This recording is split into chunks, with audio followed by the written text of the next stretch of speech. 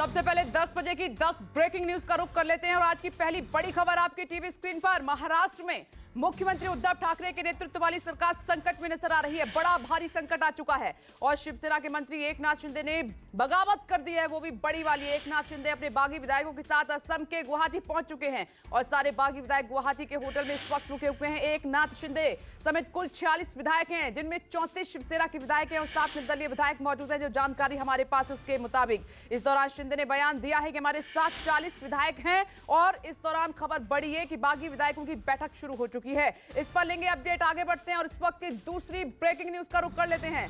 महाराष्ट्र के सीएम उद्धव ठाकरे ने आज कैबिनेट की बैठक बुलाई है। दोपहर 1 बजे उद्धव कैबिनेट की बैठक होनी है। महाराष्ट्र में सियासी भूचाल आया हुआ है और इससे पहले सीएम उद्धव के आवास पर कल शिवसेना विधायकों की बैठक हुई थी। बैठक खत्म होने के बाद सभी शिवसेना विधायकों को वर्ली के एक होटल में शिफ्ट कर दिया गया है। शिवसेना को डर है कि कहीं बीजेपी और एकनाथ शिंदे शिवसेना के बाकी विधायकों के संपर्क में ना आ जाएं, उनसे संपर्क ना साध ले। आगे बढ़ते हैं, एक और ब्रेकिंग न्यूज 10 बजे की आपकी टीवी स्क्रीन पर। यह तीसरी बड़ी खबर। महाराष्ट्र में राजनीतिक संकट के बीच राज्यपाल भगत सिंह कोश्यारी कोरोना पॉजिटिव और कोरोना टेस्ट के बाद कोश्यारी की रिपोर्ट पॉजिटिव आई है। तबियत बिगड़ने के बाद कोश्यारी को अस्पताल में भर्ती कराया गया है। फिलहाल उनका स्वास्थ्य ठीक नहीं है। सूत्रों के हवाले से बड़ी खबर यह कि गोवा को राज्यपाल को महाराष्ट्र का प्रभार दिया जा सकता है, गोवा के राज्यपाल को। आगे बढ़ते हैं, चौथी बड़ी खबर का रुख कर लेते हैं। एनडीए की तरफ से द्रौपदी मुर्मू को राष्ट्रपति उम्मीदवार घोषित कर दिया गया है। बीजेपी अध्यक्ष जेपी नड्डा ने द्रौपदी के नाम पर मुहर लगा दी है और वहीं आपको यह भी बता दें कि यदि द्रौपदी राष्ट्रपति बन जाती हैं तो वे देश की पहली आदिवासी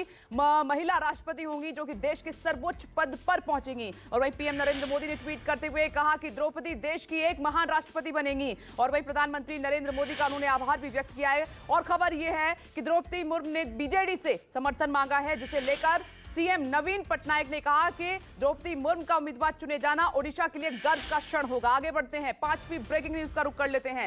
यशवंत सिन्हा विपक्ष की ओर से राष्ट्रपति पद के उम्मीदवार होंगे। कांग्रेस के वरिष्ठ नेता जयराम रमेश ने विपक्षी दलों की बैठक के बाद इसका ऐलान किया। जयराम रमेश ने कहा कि हमने सर्वसम्मति से यशवंत सिन्हा को राष्ट्रपति चुनाव में अपना संयुक्त उम्मीदवार बनाया है। शरद पवार के आवास पर बुलाई गई बैठक, विपक्षी दलों की बैठक में यह बड़ा फैसला हुआ है। आगे बढ़ते हैं, छठी बड़ी खबर का रुख कर लेते हैं। नेता प्रतिपक्ष तेजस्वी यादव के नेतृत्व में आज महागठबंधन के राजभवन में मार्च किया।